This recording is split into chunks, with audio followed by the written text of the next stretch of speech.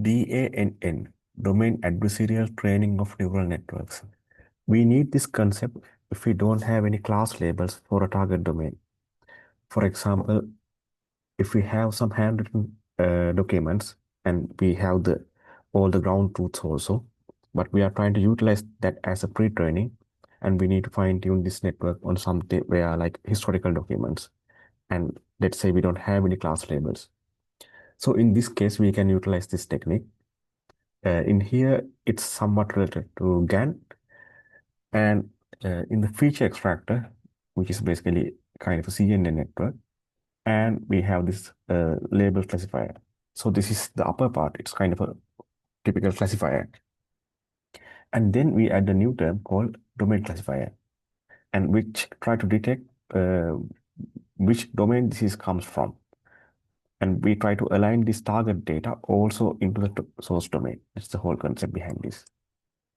And the starting point of this is this equation where we have this term and W and B that is from the feature extractor. From here, weights and biases, and the V and C, that's the weight and biases of the classifier. And we try to, of course, we need to, when we train network, we need to reduce the loss. So we need to reduce the loss of both of these parts.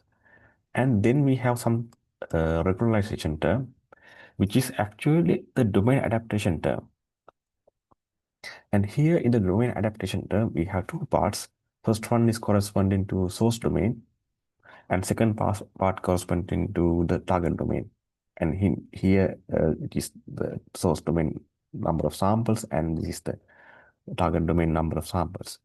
And if we focus more into this, this loss, but also this domain classifier is a discriminator. It's like the GAN architecture. It trying to discriminate whether it's from the sample is from the source domain or from the target domain.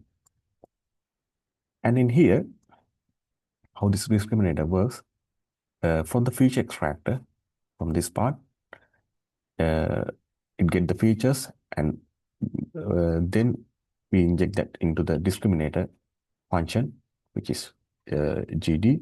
Then we calculate the loss. Okay, let's go back and go into this loss function and see what that is. So this is basically, it has two parts. This is somewhat similar to binary cross entropy loss, but it is inverse, you can see. So for the target domain, the label is 1, and the source domain, the label is 0. So always one part get cancelled out, just like the binary cross entropy loss.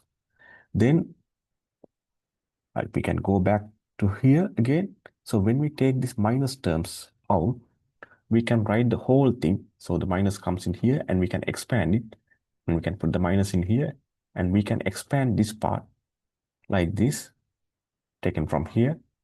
And you can see now, to minimize the loss, the total loss, we need to maximize this part.